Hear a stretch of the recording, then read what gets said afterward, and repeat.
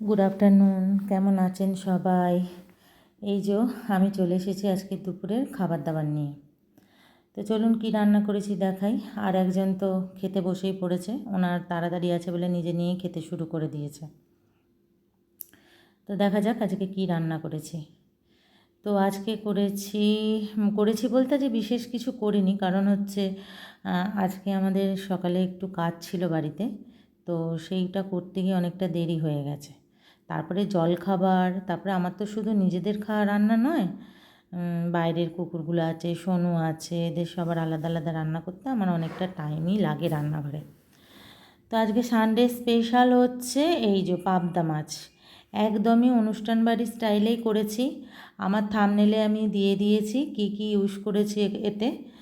আর গ্রেভিটা অনেক বেশি হয়েছে বলে আমি গ্রেভিটা একটু আলাদাও রেখেছি, না রাখলে মাছগুলো তুলতে গেলে ভেঙে যাবে, সেই কারণে গ্রেভিটাকেও আমি একটু আলাদা রেখেছি।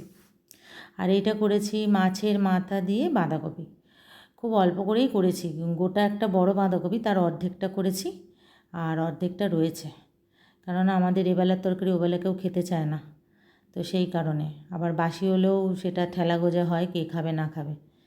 তো চলুন আমিও নিয়ে নিলাম, কারণ হচ্ছে বিকেলবেলাও একটু বেরানোর আছে, যদি যাওয়া হয় তাহলে দেখাবো কোথায় যাচ্ছি, আর যদি না যাওয়া হয় তো দেখানোর কিছু ব্যাপারে নেই।